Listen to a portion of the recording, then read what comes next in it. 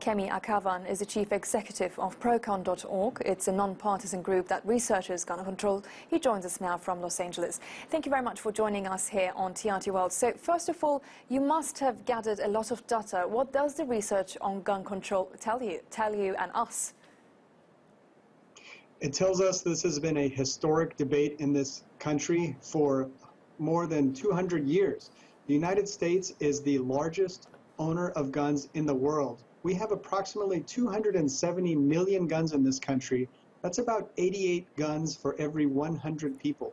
By comparison, Turkey has about 12 guns per 100 people. We also have guns as the #1 cause of murder in this country, the #1 cause of suicide in this country. And yet, when you look at the top 100 most gun-violent countries in the world, the United States is not #1. In fact, we're close to about number 70 on that list. So we have a lot of guns, but we don't have a proportionately high gun violence problem. We certainly have a gun violence problem. And that is what the students in Florida are looking to address. Today, they are joining over 2,000 schools across the country in order to demonstrate that they want change to our gun laws, what they call common sense gun law reform. Those reforms are incredibly difficult to achieve in our country for various reasons, including hyper-political partisanship, and also from very entrenched positions on the issue of gun control in general. The world needs to understand... So do you think, I mean, we're talking about, you say there's not a problem on guns, but there's a problem of mass shootings and security in schools. So does today's move really have any significance, or will it, on gun reform in the USA? Will it? Who knows?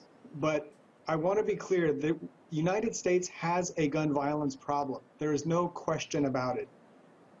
What the world needs to understand is the United States is also unique in that it has a law specifically authorizing people to own guns as a right.